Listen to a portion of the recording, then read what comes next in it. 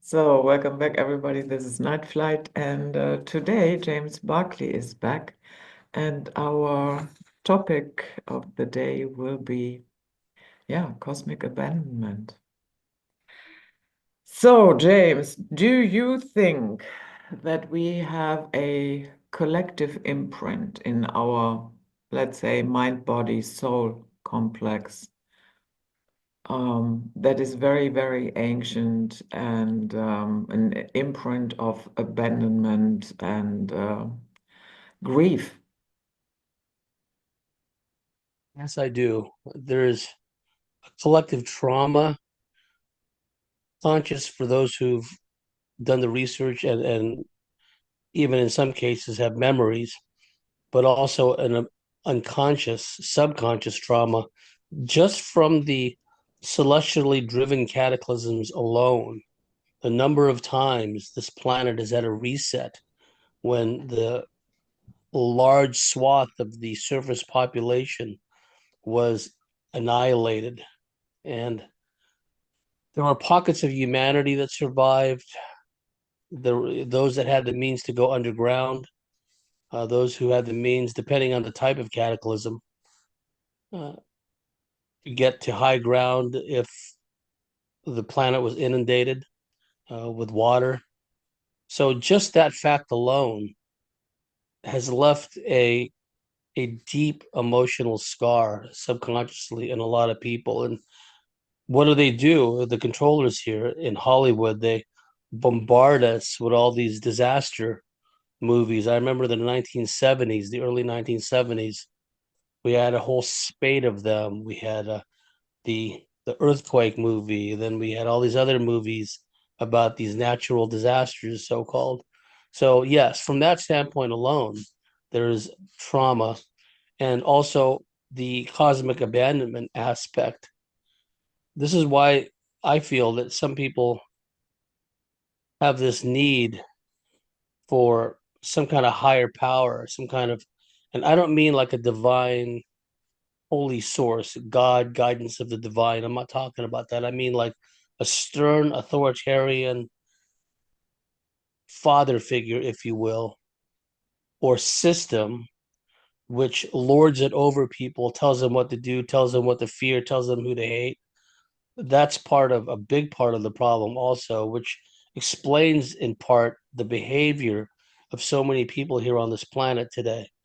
They feel that they've been given leave, encouragement to be abusive towards others, to be violent towards others, to be critical of others. And a lot of these people don't need much encouragement. They're naturally going to trend in that direction anyway. But when the media tells them to be violent and irrational, when the school systems that they go to for indoctrination purposes tell them to behave in a certain way, they will. But a lot of it is acting out from a disconnect from the original source, because so many of us didn't originate on this world. I'm absolutely convinced a number of us had incarnations on other worlds, on other planets, but we came here. I think some of us literally volunteered here, others were kind of pulled in, trapped here, and went into the reincarnational cyclic system, right? And I think from a voluntary standpoint, there's nowhere else to be. I mean, we could be at a much higher dimension looking down and not our problem. But if we really want to make a difference, we can choose to be in physical embodiment and put up with all the shortcomings, all the constraints, inhibitions on our true celestial spiritual power. And we have to strive to regain that. And I think that in a way, this is what Joseph Campbell talks about in his hero's journey sagas, where people almost have to go through the death and dying process at even at a metaphorical level, not necessarily a literal level, but a dark night of the soul kind of episode in order to bring them down to a very low base level from which they can climb out of. I know from my own personal experience, there were times when I was down so low, I didn't think there was any way I could possibly climb out, but It just shows that if you have the will, determination, and I like to think, and I don't think I'm being a weakling by saying this, I do believe that there are higher powers, there are guardian angels, there are beings that have higher spiritually evolved beings that have a vested interest in our evolvement, in our soul journey. So we haven't been entirely cast adrift, although it may seem that way. But what they're doing with their control system, they're really making it seem as if we're here, we're just hung out to dry, left to wither and die on the vine. But I think that we're here for a very real purpose. We're seeing all this unfoldment in a truly apocalyptic sense happening almost daily now. So I see that as a good thing. Yeah, but what we definitely can say is that in a lot of belief systems, somebody is always waiting for somebody, you know? Be it that you have the ancient myth that the gods will return, or the Christians waiting for Jesus to return, that he is going to rectify. But at any rate, you can say that there is an expectation for someone or a group of individuals to step in and to set things right. And this is just my personal opinion, I think that keeps us a little bit in a toddler state. You I know would what? agree. And you've just described a large swath of the New Age movement where they think that, well, if we just ascend, we attain Christ consciousness, the universe will open up, we'll split off, we'll create our own reality, and we won't have to deal with all of this, right? Instead of fighting for what we have here, this mentality is set in, well, I'm just going to vibrate at a higher level where so none of this is my problem anymore. All this suffering and pain and injustice, it's someone else's issue. It's not mine because I've evolved spiritually, vibrated beyond caring about that kind of thing.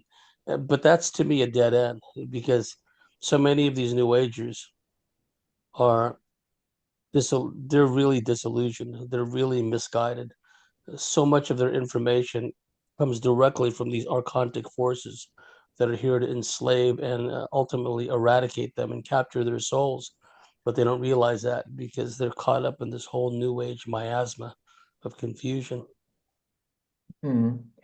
And what we could also let's say if there was a time before we incarnated here that we were part of an undifferentiated consciousness, yeah, and then we decided to go into a lower vibrational field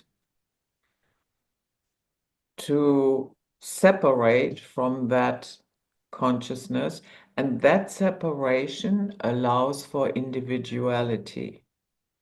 You know what I mean? Yes. So you could look at this. I know it is not the Christian description of the fall, but in a way you could say, yeah, that was also the moment where we fell, but deliberately. Yes. And that has been described metaphorically and in stories that, John Milton's Paradise Lost, The Fall of Man, the angels, a third of the angels falling from heaven. I do think that there's something to that. Absolutely. Mm. And let's go a little bit into the Anunnaki story, because I think in this context it is important. There are also a lot of parallel stories that you will find in a different form in the Bible. So the Anunnaki come here allegedly to mine gold. I think honestly what the properties of gold are, we do not fully understand. Yes, we use it for all kinds of things and we are very obsessed with it. Um, but okay, they needed gold, some say to repair their atmosphere. If that is true, I don't know. But we can say that they came and had not enough Ijiji, not enough workers. So then Enlil came up with the idea, yeah, let's create a worker race. And Enki said, yeah, well, actually, on our planet, we have abandoned slavery a long, long time ago. Why do you want to establish it here now? Yeah, well, anyway, it happened. And then after a while, this whole experiment was shut down. Also, the Anunnaki made it with humans, and those offsprings then were established here as so-called royalty. Yeah, you have it from the biblical point of view, you would say they are descendants of the fallen angels. Yeah, but no matter how you look at that, there is a non-human component to what we call royalty. So, and when they were finished here and not very happy with their creation, some say they caused the flood to wipe out everything that they had created here. And there's another thing in this story that I find very irritating, and here's why. Because it diminishes us to you are just slaves. You are not really, you were created by these aliens and they needed you as workers, and then they tried to wipe you out. Um, but that does not take into account that we have a divine spirit, that in fact they did not create us. Yes, they tampered with our DNA. I'm totally convinced of that. But they were not the creator of us. But with those stories, they cut us off from our divinity that is inherent, and they just tell you, yeah, hey, you were made as slaves, and that is why you still behave like slaves today. There's a very disempowering aspect to that. Mm, Excuse me, that concept, the notion that we were only brought into existence to serve these gods, these ETs. And I've always felt that there was an element of alien Anunnaki disinformation to that, because what some people have done, many people actually, they've taken this notion of the Anunnaki in particular, creating a worker class circa 450,000 years ago. They see that as the beginning of what we call humanity. But there are other traditions around the world where the natives say their star ancestors were from other places, the Pleiades, the Sirius system, etc. And they say they were here, brought here long before what the Anunnaki did, right? The Aboriginal lore holds that they've been here for over 1 million years and they were brought here from the Pleiades. That's just one example. So who are we to believe? I believe that different ET groups that have vested interest in creating certain hybridized bloodlines, groups of people, clans, if you will, and the Anunnaki and the hybrid slave race, if you will, that they created represents only one aspect of that, that there are other aspects. So I think it's important for people to keep that in mind, that humanity has been here for much longer than 450,000 years. And if you look at the work that people like Michael Cremo and others have done, forbidden archaeology, in some of the strata going back not just millions of years, but billions of years on Earth, they have found evidence, what they call OO parts, out of place artifacts, which seem to have been crafted, these objects or tools seem to have been crafted by man or a man-like being millions, if not billions of years ago.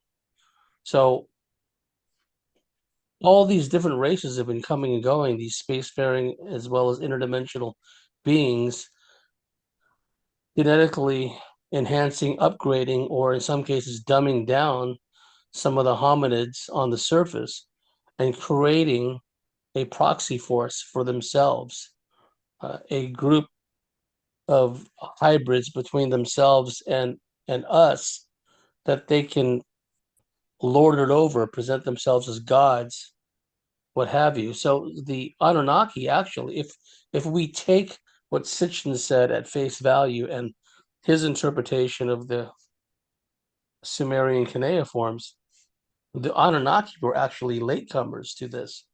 If other beings had been here for over a million or so years, and then the Anunnaki come along and they create mankind only 450,000 years ago, clearly they are not the original gods, maybe for a particular group of hybrids in South Africa or some other place, but not for all of humanity. That's just not possible. But there are some commonalities when you look at all the different races on Earth. They frequently describe godlike beings who they can interbreed with them, uh, creating this hybrid demigod race, which they use to control the surface population. And some of these traditions, these gods, teach the humans or the hybrid humans agriculture, astronomy, etc. So this is definitely not something that's relegated strictly to the Anunnaki story in South Africa. It's worldwide. So that's something that people need to take account of, that there's an element, I think, of Anunnaki disinformation involved. Mhm. Yeah. And also, this notion, yeah, okay, well, guys, actually, you're just an experiment. And that is such an effective tool to diminish, the self-worth of an entire species. If you can bring that into the collective consciousness. And of course, let's say it was like that. The Anunnaki caused the flood, left off, and we have been traumatized once again. Certain pockets survived. Of course, that has an imprint, a big one. And in a way, they left all these weird, yeah, the belief in government, the financial system, the religions, they left that with us, and we are still under that control. So they had their offsprings. They told us they are royalty, they are special. And then you have the priest class evolving. You know, in the very beginning, let's say, yeah, if you're a very good worshiper, you get a little bit better housing, a little bit better food. And over time, You have an entire priest class that is separate and that you need as an intermediate between you and allegedly God. So, yeah, in a way, it is not surprising that we have such a hard time to get out of, from under the rubble that they left here. Good Yeah, way to and describe it. yeah, yeah, Climb out of the morass, right? yeah, yeah. So, but it is, the entire concept of money obviously didn't exist here. Yeah, they introduced it. Um, so the question is, how, what would our world look like if we didn't have this so-called royalty, the financial system, the religious systems, and on it goes? Well, there's that book uh, written called The Allies of Humanity. Mm-hmm. I think the author was Mathers or Marshall. I forget his name, but uh, the thesis of the story, apparently, this is information from a group or a faction of aliens out there, and they're trying to warn humanity about these nefarious, evil aliens. And they describe what you just described, the main planks of control being religion, uh, especially a financial system, right? So if you look at the way the system is set up now, it's become even more extreme, where people have been so disconnected from their true selves. And these digital devices, which I think have their origins with alien technology, if you ask me, they've helped and exacerbated that syndrome of disconnection from true self, because people have access to all this information. Well, to be sure, censorship is increasing by the day, hourly. Censorship is increasing, but still, there's a lot of information out there to be had, and yet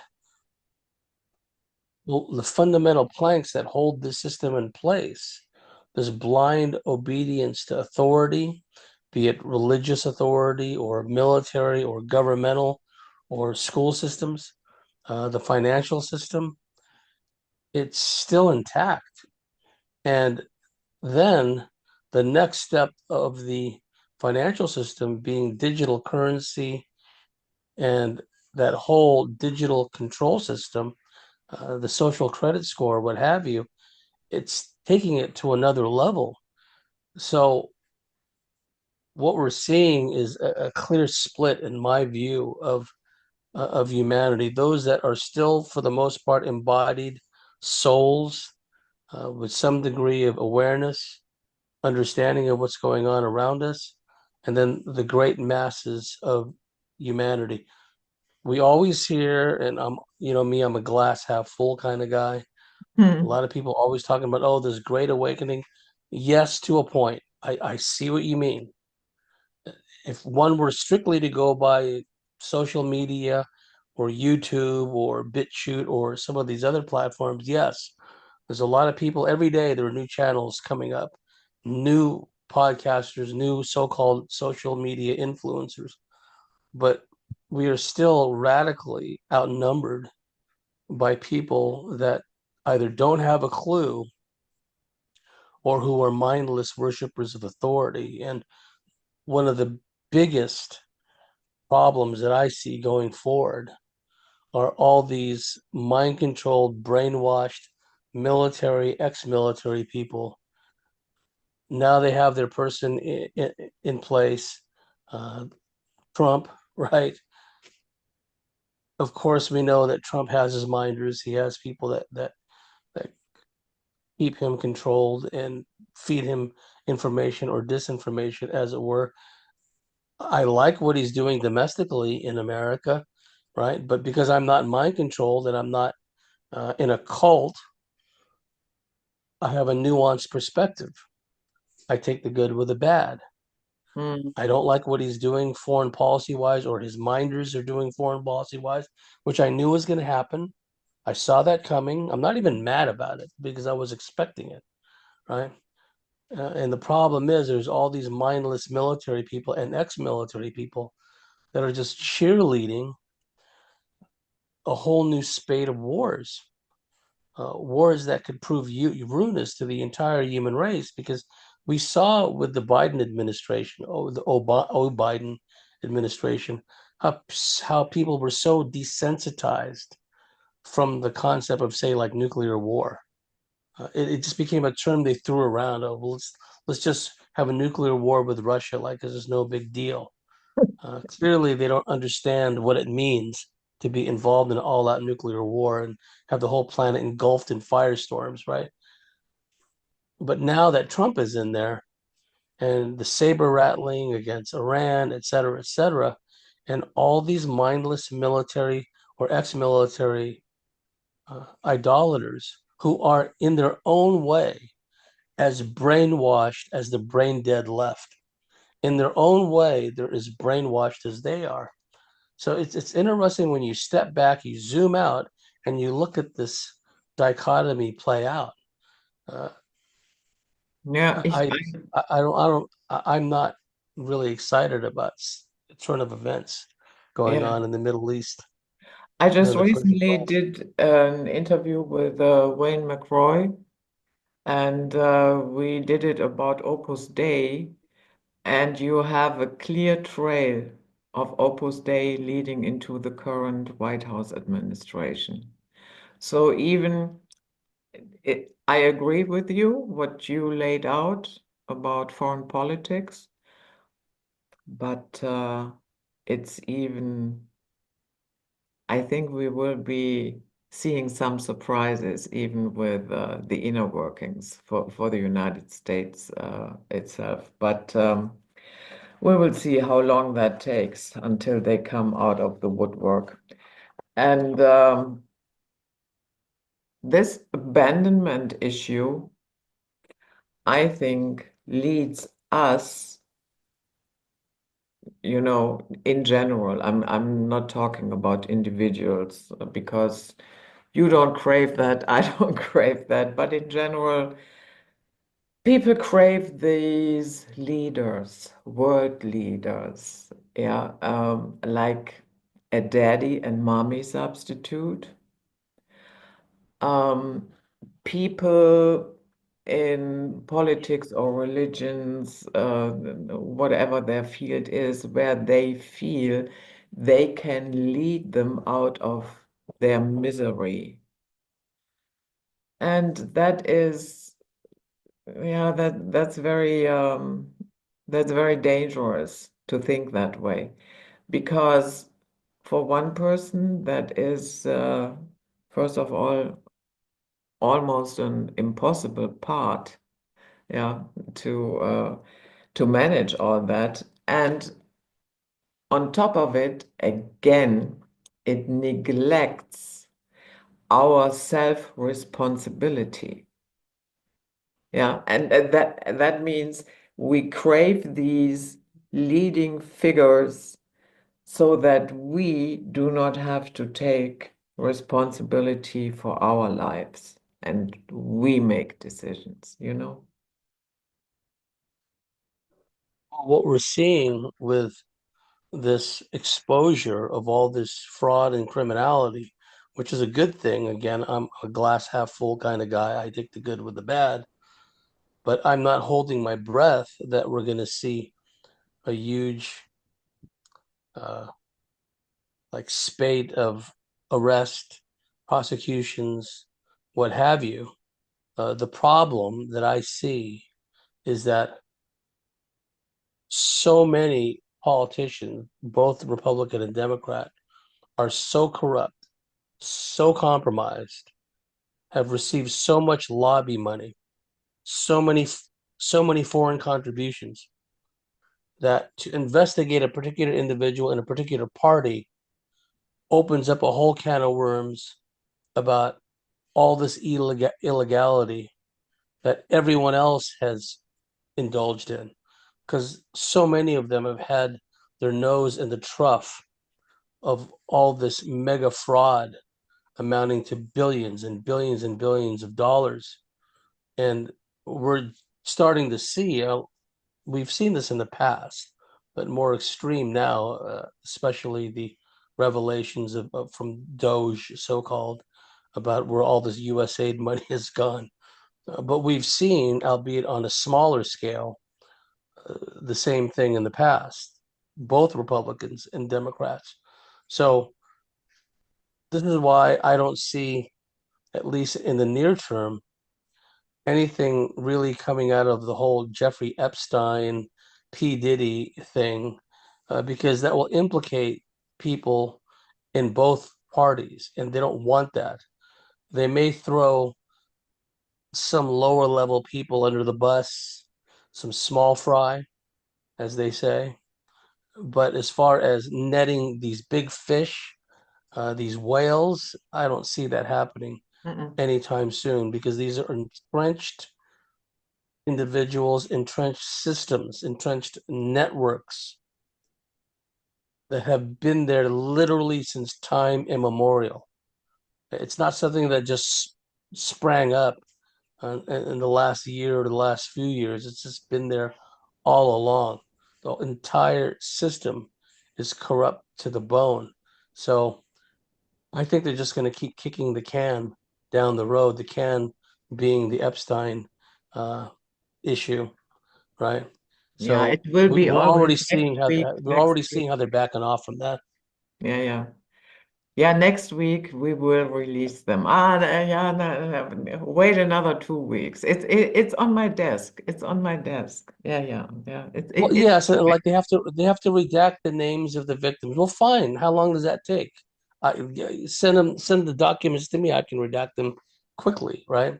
The Mhm. same thing we see in the faux UFO disclosure. That whole thing is a complete sham, because the real players always knew that, just as you spoke about earlier, it cycles back to the aliens, the Anunnaki, etc. That these beings, these non-human beings, are actually in control of this whole system. They're going to be making their presence felt in a big way, because they are pushing up against a celestially driven timetable. They know that these cyclical, celestially driven cataclysms are coming back. We're already seeing an upsurge in seismic and volcanic activity all over the world. Yes, there's weather weaponry, but there's also freak weather systems that are being generated by these celestially driven cataclysms. We're seeing the onset of that, and these aliens and these adepts, these warlocks, hybridized um, sorcerers and warlocks at a very deep level, they foresaw all this. They saw it coming, and they're getting prepared for it, right? So this is why the UFO disclosure was a sham. We knew from the beginning that they're never going to get to the bottom line. And notice how in the UFO hearings, how often they say, "Well, we have to talk about that in a SCIF, right? Sensitive compartmented information facility." Well, if it's disclosure, why do you have to go hide out in a SCIF to talk about these things if it's disclosure? And for those of us old enough to remember, we saw the same thing with the Iran-Contra hearings. Every time really sensitive issues came up, like continuity of government, FEMA, etc., oh, we'll have a closed executive session. Well, I thought the taxpayers paid for a real hearing to be aired out in public.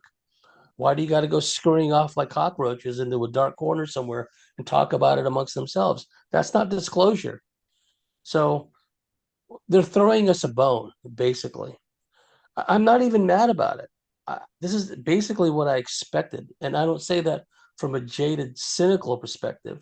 I say it from someone who's been in this field for pushing 35 plus years by now, actively involved in this kind of research.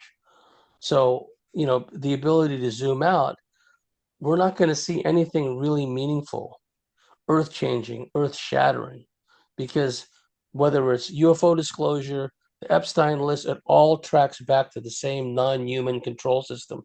and they don't want to go there. They don't, because that underpins is the template, the foundation for this whole control system. If people knew that non-human beings were involved in controlling all of us, that might tend to unite us as humanity, and that's the last thing that these non-human overlords want. Yeah.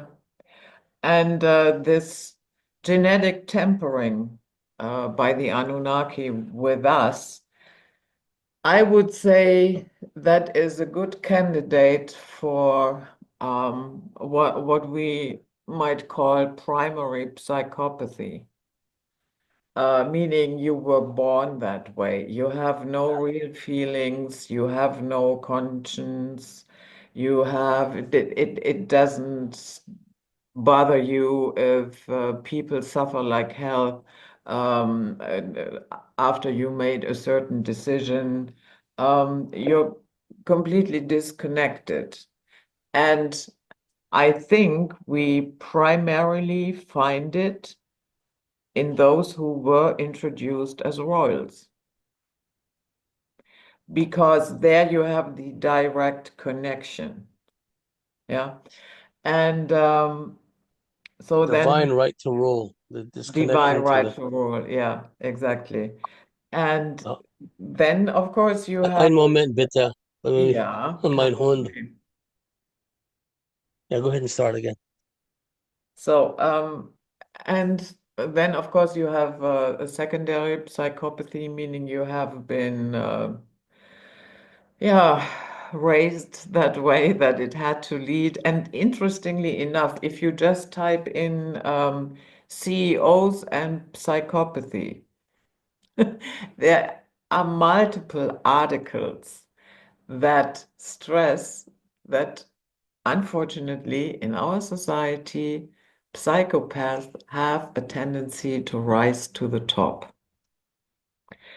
And yeah, I think also that is a direct result of the tampering and the huge trauma imprint that happened after the, yeah, okay, guys, we are done with you. Well, here come the floods and hasta la vista.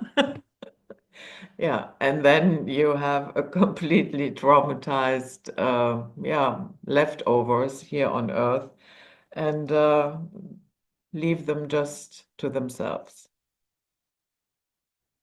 You can see a direct parallel. If you look at the traumatized, abused adult who, as a child, was traumatized and abused by guardian figures, be they a mother, a father, absentee father, and someone came in from the outside to fill the void, to be a strict stepdaddy, whatever the case may be, an abusive, sexually abusive stepdaddy in our example. They are habituated at a very deep level, a trauma-based level, to having their lives controlled to the most minute degree by this all-powerful, narcissistic, abusive, domineering figure or figures.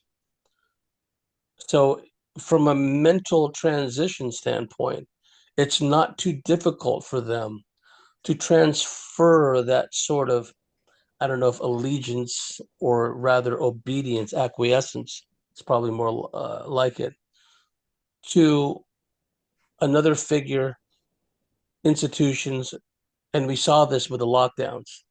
We saw this with the um, totally oppressive lockdown system. So many people were willing and able to submit, and not only that, but to throw others under the bus. Those who would not comply, those who would not wear masks, those who would not adhere to all the new rules. All these people felt empowered because their father figure, their strict daddy, abusive daddy in the form of the government, who, of course, wants to help them. It's this love hate thing where an abusive guardian will lash out and mete out horrific abuse to a child or a teenager or an adult, whatever the case may be, and then in turns love bomb them. Oh, I love you, I love you, I love you. Later on, they're abusing them again, right? It's a similar syndrome where these people in the lockdowns was a classic example. They were told exactly what they can and cannot do, and so many of them were fine with it, and they became an extension of the ruling class themselves in this pathetic effort to please their masters. They became snitches, they became informants, they became enforcers of the system, right? So there's this deep, innate, for many people, yearning to be part of that control system. And this whole woke leftist ideology empowers and enables otherwise powerless people to fill that void, to become these controllers. That's what the whole DEI woke syndrome is all about, giving people power that don't deserve power. They haven't done anything to earn the right to lord it over others.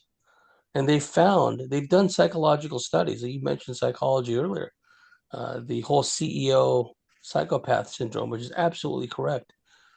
They found that, and I think this is intentional, it's part of the whole indoctrination system, that when you bring in all these people in these DEI programs, diversity, equality, inclusion, and they are indoctrinated and inculcated with this notion of supremacy, of always being right, of intolerance, the DEI people, the hires, diversity hires, they become authoritarians.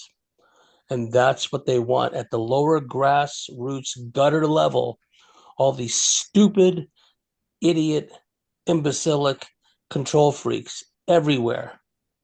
This is why the rise of the Karens, right? These irrational, crazy women. And I've even in the recent past had an encounter with this irrational, crazy so-called Karen, right? They're everywhere now.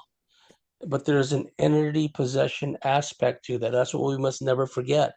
It's not only that they're irrational, illogical, and stupid, but literally many of them, a disproportionate number of them, have entities taking them up as host, possessing them, working through them.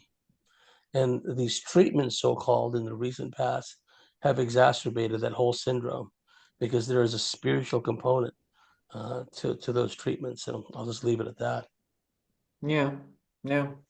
And so, what do you think does it take to rectify the deep-seated psychological trauma that we have accumulated over the millennia? I mean, okay, naming the problem, that is the first step. Yeah, like with anything else. First of all, you have to admit to yourself you have a problem, and then you name the problem. And then when you know where it comes from, you can probably take it from there and have a good look at, you know, in how do I contribute to that problem? Yeah. Do I have a senseless and yeah, very obedient belief system towards authority? And is that belief in authority, do I really think they have the authority to tell me how to live because they are so competent?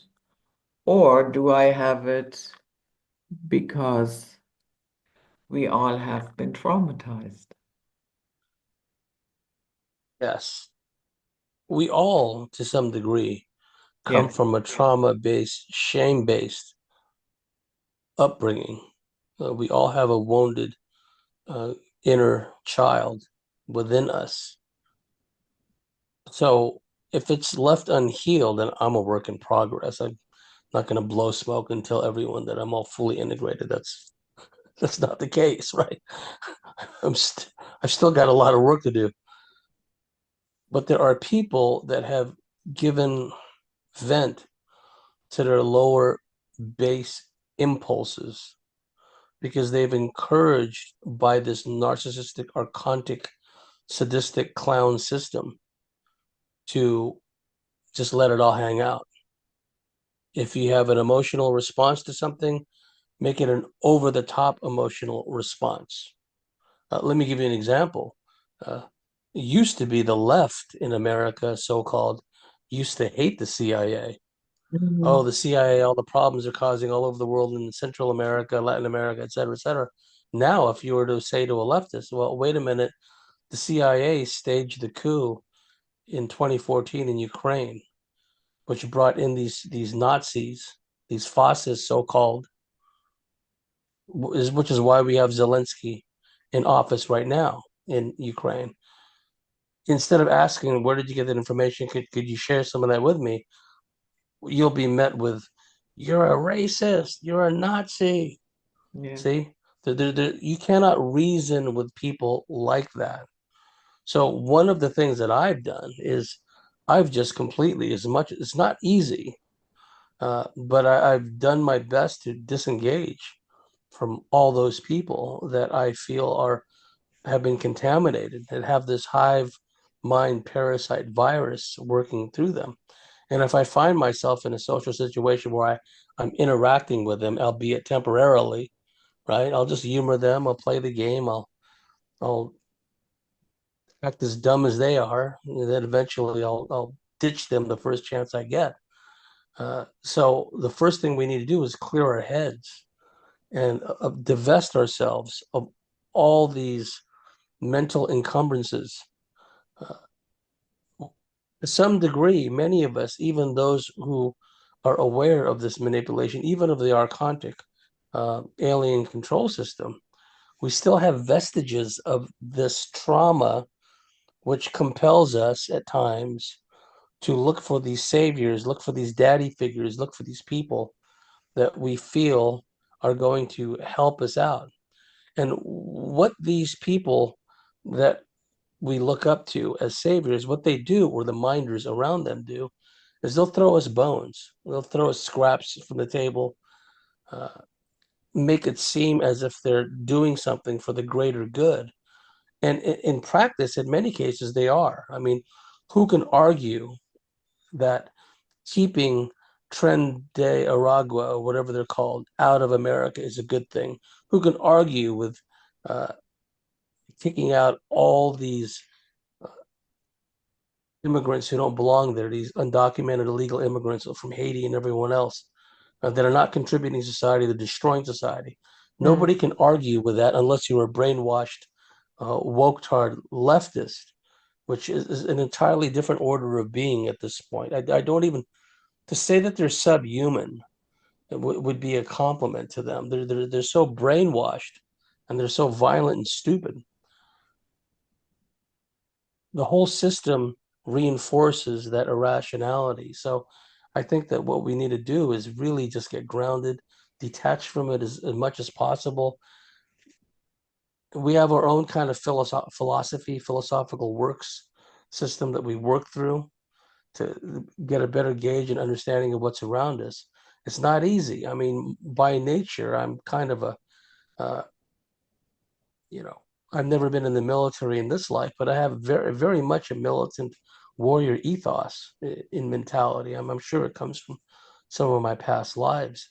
So, I have to pull back sometimes and maintain neutral buoyancy because a lot of the things that I see, I have a sense of righteous indignation. If I see things that are like injustice, innocent people being harmed and wronged, it just makes me blow my top. So I have to avoid, like X, for example.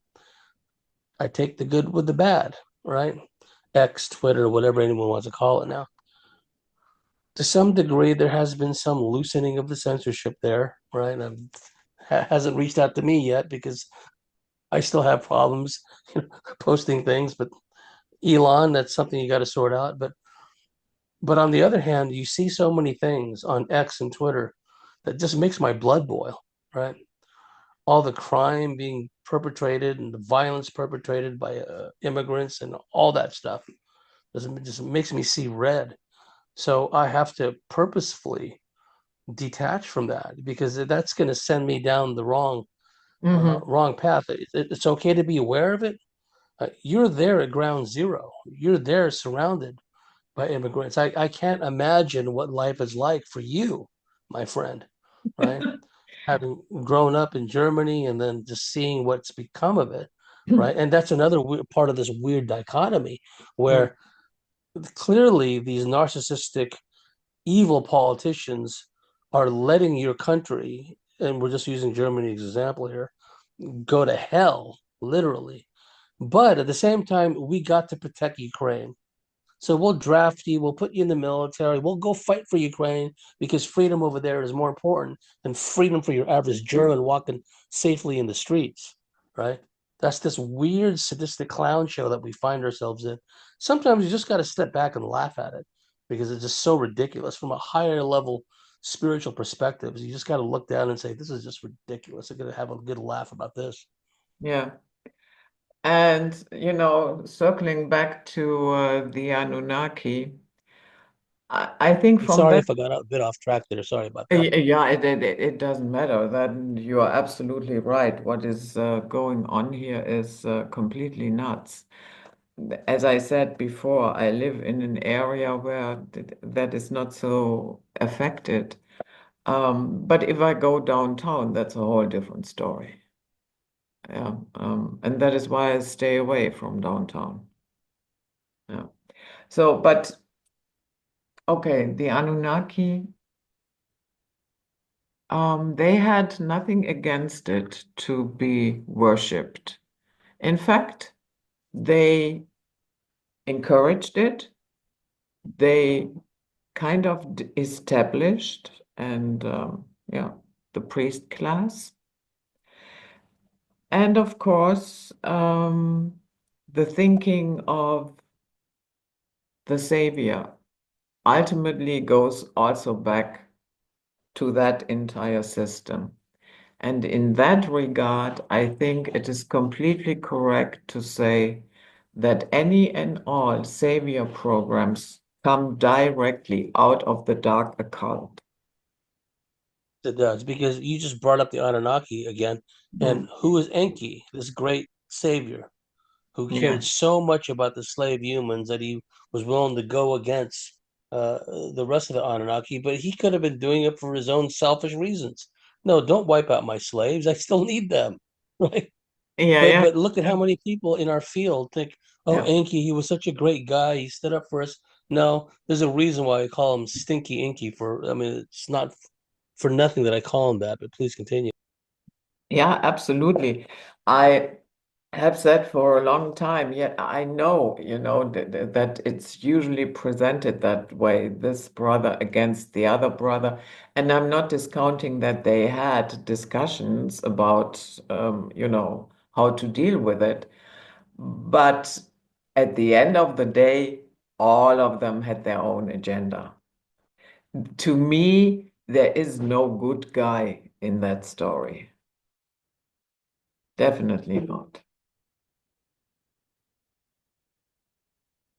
The whole basis of it, the template, if you will, is the exploitation by their own admission, the Anunnaki, of a primitive hominid species, which they upgraded enough with their own genetics just to make them smart enough to work in mines and toil away, for thousands of years, burrowing into the earth to bring out their minerals, right? That's nothing to be proud of, really. They were literally born and bred into servitude. And again, the disinformation from the Anunnaki perspective, which still prevails today, so many in our field believe this, that we are all descended from those hybridized slaves that the Anunnaki created. And this is part and parcel of the nonsensical notion that all humanity sprung from Africa. That's complete nonsense. How could people in Scandinavia have come from Africa, even though they've went to strenuous efforts to make these stupid Netflix movies showing the first explorers in Scandinavia to be black, which is Yeah. nonsense, right? Yeah, yeah. So the whole out of Africa concept in itself is actually a modern take on the Anunnaki story. Mm. Yeah. So, James, believe it or not, our first hour is gone. And yeah, we will see the patrons on the other side.